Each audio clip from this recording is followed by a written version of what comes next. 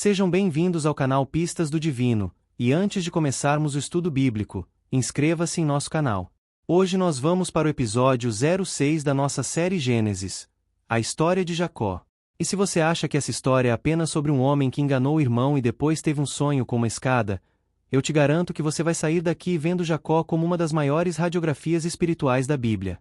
Porque Jacó é o retrato de alguém que tenta vencer a vida com as próprias mãos, com esperteza, com controle, com manipulação, mas acaba descobrindo que existe um Deus que não desiste, um Deus que persegue com graça, um Deus que quebra o orgulho para curar a identidade. A história de Jacó começa antes dele nascer.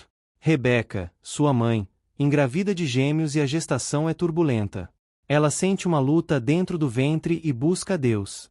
E Deus lhe revela que há duas nações dentro dela e que o mais velho serviria ao mais novo. Aqui já aparece uma verdade que atravessa toda a vida de Jacó. Deus vê antes. Deus sabe antes. Deus governa antes. O que para nós parece confuso, para Deus já está dentro de um plano. Quando os gêmeos nascem, o primeiro a sair é Esaú, vermelho e peludo. O segundo nasce segurando o calcanhar do irmão, como quem tenta puxá-lo para trás. Por isso ele recebe o nome Jacó, ligado à ideia de aquele que segura o calcanhar, e também associado à noção de suplantar, passar à frente.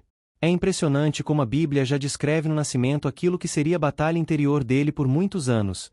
Jacó quer garantir o lugar, quer assegurar a bênção, quer ter controle do destino. Os dois crescem diferentes. Esaú se torna caçador, homem do campo.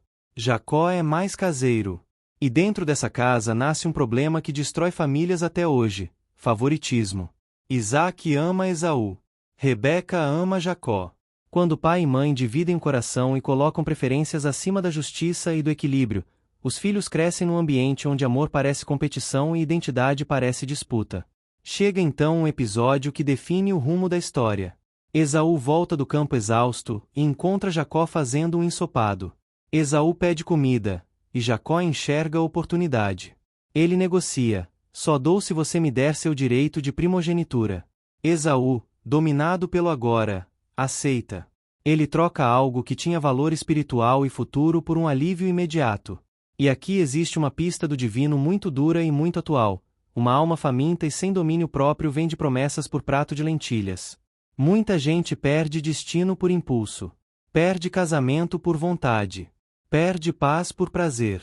Perde fé por conveniência. Esaú é o alerta do homem que não discerne o valor do sagrado. Jacó, por sua vez, é o alerta do homem que tenta conquistar o sagrado por meios carnais. O tempo passa e Isaque envelhece. Ele quer abençoar Esaú antes de morrer. Rebeca, sabendo da palavra que Deus deu sobre o mais novo, não espera o tempo de Deus. Ela decide agir com manipulação. Ela chama Jacó e monta um plano para ele se passar por Esaú, porque Isaque já não enxerga bem. Jacó hesita, mas não por temor de Deus, ele teme ser descoberto. Rebeca insiste. Jacó aceita. Ele se veste com peles para parecer com Esaú, leva comida preparada e entra. Isaque estranha a voz, mas se deixa convencer pelo tato e pelo cheiro. E então ele pronuncia a bênção sobre Jacó. Quando Esaú chega e tudo é revelado, a casa se parte. Esaú chora, implora, se enfurece. Ele decide matar Jacó depois do luto do pai. Rebeca manda Jacó fugir para a casa de Labão, seu irmão, em Harã. E aqui o roteiro da vida de Jacó começa a tomar um tom que muitos conhecem por experiência própria. O pecado até funciona por um momento, mas cobra um preço. Jacó consegue a bênção, mas perde a paz. Ele ganha palavras, mas perde o lar. Ele recebe futuro, mas entra numa estrada de medo, solidão e incerteza. E é nesse ponto que acontece uma das cenas mais marcantes de Gênesis. Jacó está fugindo. Ele não está em culto, não está em templo, não está em lugar sagrado. Ele está no caminho, dormindo ao relento, usando uma pedra como travesseiro. E ali Deus o encontra. Jacó sonha com uma escada que liga a terra ao céu e com anjos subindo e descendo. Acima, o Senhor fala e reafirma a aliança de Abraão e Isaque. A terra, a descendência, a bênção para as famílias da terra. E Deus diz algo que Jacó precisava ouvir: eu estou contigo, te guardarei por onde fores e te farei voltar a esta terra. Não te deixarei, até cumprir o que te prometi. Repare na profundidade disso. Jacó não mereceu esse encontro. Ele não comprou essa visão. Ele não manipulou Deus. Deus aparece por graça. Deus reafirma a promessa para um homem que está colhendo consequências. Isso é o coração da fé bíblica. Deus não é apenas recompensa para os bons. Deus é o restaurador de quem se quebra e se rende. Para católicos e evangélicos, essa cena é um grito de esperança. Deus visita a estrada, Deus alcança o fugitivo, Deus se revela no lugar onde você pensou que não havia mais futuro. Jacó acorda assustado e diz: certamente o Senhor está neste lugar, e eu não sabia. Ele chama o lugar de Betel, casa de Deus. Ele ergue uma pedra como coluna, derrama óleo, faz um voto. Mas repare como Jacó ainda está em processo. O voto dele tem um si que revela sua negociação interior. Se Deus for comigo, se me guardar, se me der pão e roupa, então o Senhor será o meu Deus. Jacó ainda pensa em termos de acordo, não de rendição completa. E isso é real. Muita gente começa a fé assim, buscando garantia antes de entrega. Mas Deus, paciente, continua trabalhando. Jacó chega à casa de Labão e encontra Raquel. Ele se apaixona. Ele aceita trabalhar 7 anos para se casar com ela. O texto diz que esses anos lhe pareceram poucos, pelo tanto que a amava. Só que na noite do casamento, Labão engana Jacó e lhe dá Lia, a irmã mais velha. Jacó acorda e descobre. Ele confronta Labão, e Labão usa uma justificativa cultural e propõe outro acordo: trabalhe mais 7 anos e também terá Raquel. Aqui a vida dá uma volta completa. Jacó, que enganou, agora é enganado. O suplantador é suplantado. O manipulador é manipulado. Não é Deus sendo cruel, é Deus usando a vida para quebrar a ilusão de controle. Jacó precisa sentir na pele o que causou, para que seu coração seja tratado. Existe uma lei espiritual que aparece repetidamente: aquilo que o homem semeia, isso também ceifará. E ao mesmo tempo, existe graça, Deus transforma a ceifa amarga em caminho de purificação. Jacó fica com Lia e Raquel. E aqui entra uma das partes mais dolorosas do relato: rivalidade dentro de casa. Lia é desprezada. Raquel é amada, mas é estéril por um tempo. Lia dá filhos e busca ser vista. Raquel sofre e sente vergonha. A casa se torna um campo de competição. E isso nos ensina algo importante: quando a promessa anda, ela anda por famílias reais, com feridas reais. A Bíblia não romantiza. Ela mostra como o pecado original atravessa relações e como Deus, ainda assim, não abandona sua história. Jacó tem filhos, muitos filhos, e assim nasce o embrião das 12 tribos de Israel: Ruben, Simeão, Levi, Judá, Dan, Naftali, Gade, Asser, Issacar, Zebulon, José e Benjamim. Cada nascimento carrega emoções, conflitos, tentativas de conquistar amor, tentativas de preencher vazios. Isso é muito humano. E aqui está uma pista do divino para os lares: filhos não foram feitos para curar carências dos pais. Quando pais usam filhos como instrumentos para resolver dores internas, criam ciclos de pressão e favoritismo. Jacó mais tarde repetirá isso com José, e o preço será alto. Em meio a esse caos, Deus começa a prosperar Jacó. Ele trabalha com rebanhos, e por estratégias e pelo favor de Deus, cresce. Labão percebe e tenta controlar. O ambiente se torna pesado. Jacó entende que é hora de voltar. E Deus fala com ele: volta para a terra de teus pais, e eu estarei contigo. Essa frase é como um chamado de recomeço. Jacó saiu fugindo, agora Deus o chama a voltar. Mas voltar é perigoso. Voltar significa encarar Esaú, o irmão que ele enganou e que queria matá-lo. Jacó decide partir, e Labão o persegue. Há conflito, há acusação, há tensão. Mas Deus intervém. Labão e Jacó fazem um pacto e se separam. De novo, a mão de Deus aparece protegendo o caminho. E agora o momento mais temido chega. Jacó se aproxima do encontro com Esaú. Ele manda mensageiros e recebe uma resposta assustadora: Esaú está vindo ao seu encontro com 400 homens. Jacó entra em pânico. Ele divide o acampamento, prepara presentes, tenta se proteger com estratégia. E aqui aparece a luta interior dele. Jacó ainda é Jacó. Ele confia em Deus, mas confia em esquemas. Ele ora, mas também se apoia no controle. Então Jacó faz uma oração que é um ponto alto de sua história. Ele chama Deus de seu pai Abraão e de Isaque, lembra as promessas, confessa a indignidade e pede livramento. Ele diz que não é digno de todas as misericórdias que recebeu. Essa confissão é importante. Pela primeira vez, o tom não é apenas negociação, é quebrantamento.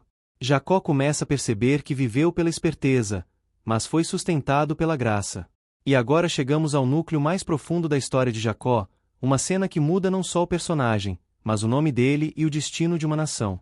Naquela noite, Jacó fica sozinho. E um homem luta com ele até o amanhecer. A luta é misteriosa.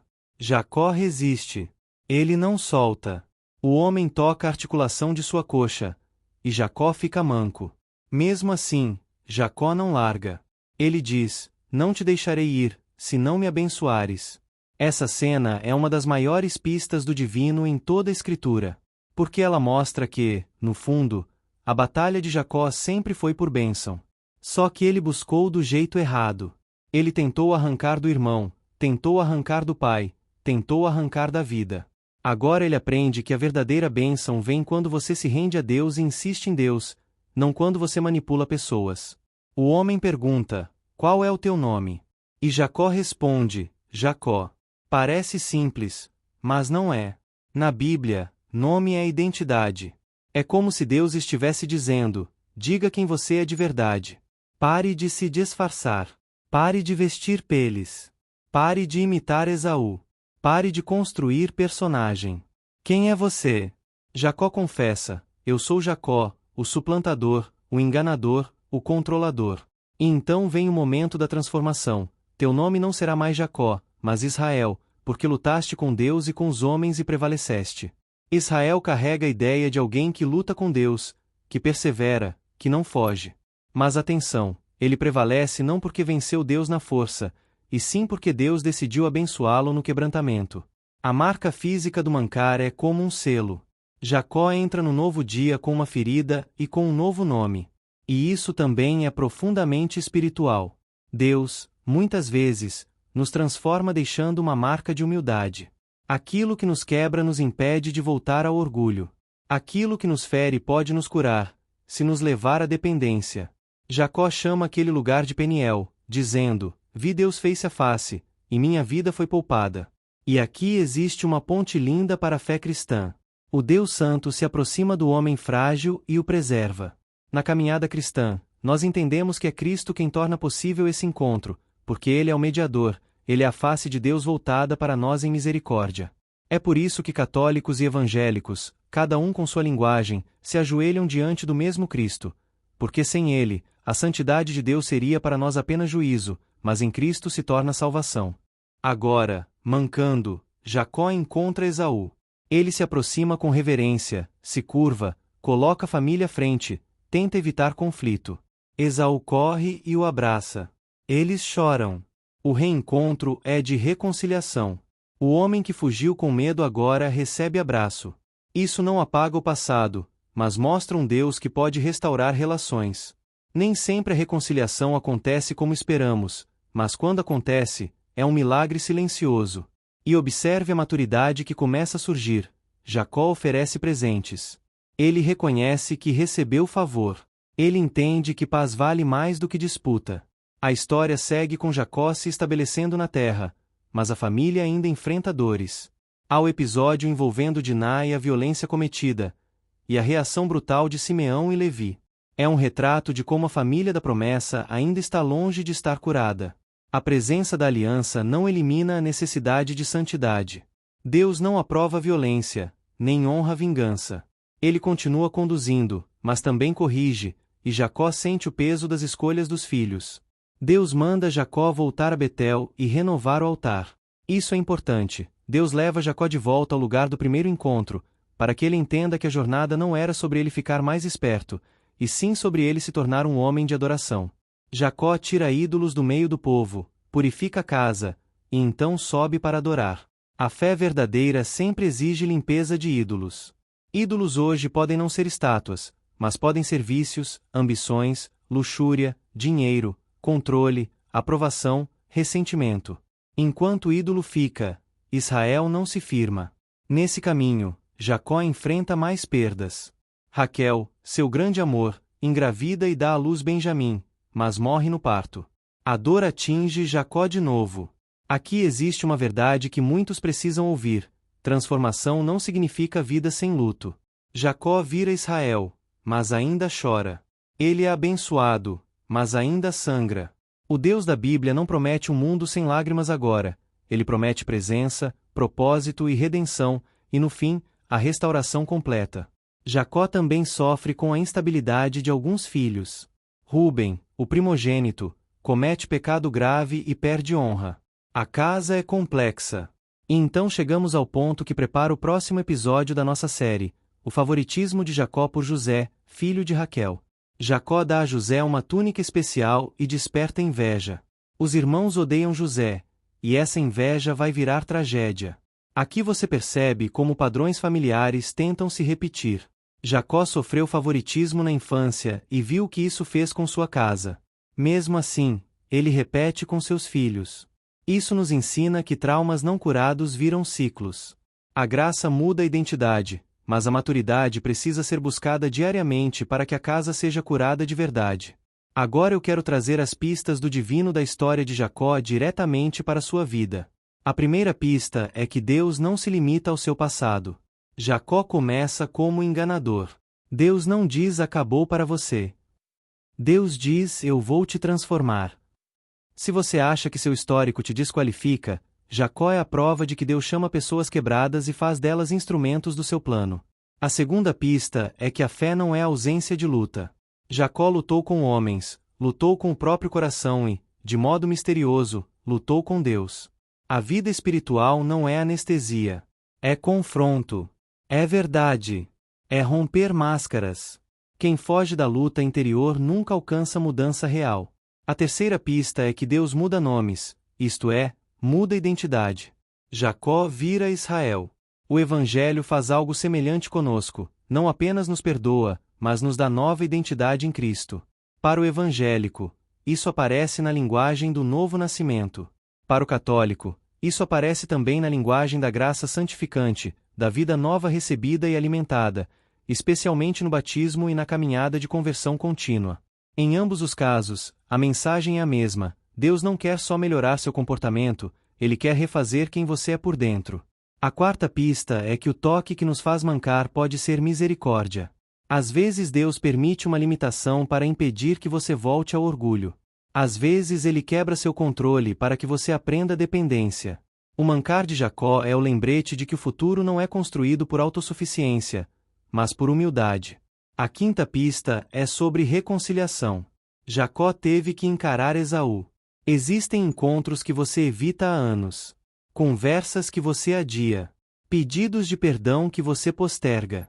A história de Jacó nos ensina que fugir pode parecer proteção, mas enfrentar com Deus pode ser libertação.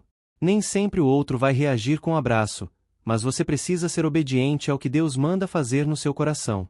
A sexta pista é sobre ídolos escondidos. Deus manda Jacó purificar a casa. Não dá para carregar ídolos e querer viver promessa. Se você quer que Deus conduza sua família, sua mente e seu futuro, vai ter que remover o que concorre com ele. E a sétima pista é a mais importante. A bênção que Jacó sempre quis não era apenas prosperidade, não era apenas posição, não era apenas herança. Era presença. Era aliança. Quando Jacó encontra Deus, ele descobre que a maior bênção é Deus com ele. Essa é a maturidade espiritual, quando você entende que, se Deus estiver com você, ainda que você manque, você vai chegar. No próximo episódio da nossa série Gênesis, nós vamos entrar na história que parece uma sequência de injustiças, mas se revela um plano perfeito de providência, a história de José. E você vai ver como Deus usa até o pecado dos homens para conduzir um propósito maior, sem jamais deixar de ser santo e justo. Que Deus abençoe a sua vida, que use suas manipulações, quebre seus ídolos e te dê coragem para atravessar a noite de luta até nascer o dia do novo nome. Porque o mesmo Deus que encontrou Jacó na estrada ainda encontra pessoas hoje, e ainda escreve histórias de transformação para quem não solta até receber a verdadeira bênção.